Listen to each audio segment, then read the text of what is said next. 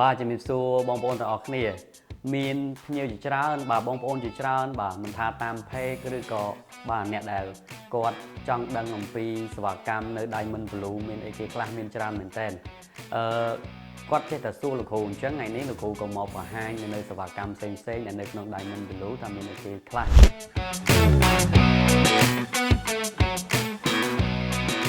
ចឹងថ្ងៃនេះលោកគ្រូមកបញ្ជាក់ឲ្យបានដឹងបងប្អូនគ្នាហើយក៏មាន promotion ពិសេសជូនបងប្អូនជាពិសេសជាថ្មីយើងដកចេញតែសេវាកម្មផ្ទះកាត់ខ្នាតធំៗដែលប្រើ Agency មានន័យថាចាក់ឆ្នាំប្រឡងតែបើក្រៅពីហ្នឹងមានទាំងអស់ហើយសេវាកម្ម popular như ពេលបច្ចុប្បន្ននេះបាទមានការព្យាបាលស្បែកមុខការចាក់ filler ការចាក់ Botox ការទាញខ្សែបងមុខលើកទង់ច្រមុះបាទជួរចិញ្ចើមបាទក្បោបភ្នែក2ជាន់ពង្រួមស្លាបច្រមុះគឺពេញនិយមមែនតើព្រោះ hip point ហើយកន្លែងហ្នឹងគឺសំខាន់ដែលធ្វើឲ្យទម្រង់មុខមិនថាមនុស្សប្រុសមនុស្សស្រីគឺក្មេងជាងវ័យអញ្ចឹងការស្រឡាញ់សម្ផស្សបងប្អូនការស្រឡាញ់សម្ផស្សគឺវាប្រៀបដូចយើងស្រឡាញ់សុខភាពហើយកុំស្រឡាញ់តែសម្ផស្សអត់ស្រឡាញ់សុខភាពគឺយើង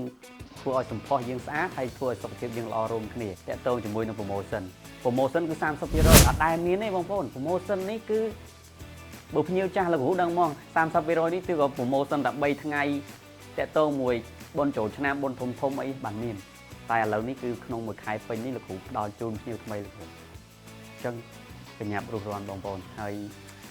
ចង់ស្អាតបាទចង់បានសុខភាពល្អមកជួបលោកគ្រូជាពិសេសការពិភាក្សាតកតងមួយស្អាតតកតងមួយសុខភាពនេះលោកគ្រូអត់គិតថ្លៃសេវាទេបងប្អូនជួបគ្នានៅក្នុងវីដេអូក្រោយហើយជួបគ្នានៅពេលដែលយើងចង់ស្អាតចង់បានសុខភាពល្អអរគុណច្រើនបងប្អូនជម្រាបលាបាយបាយ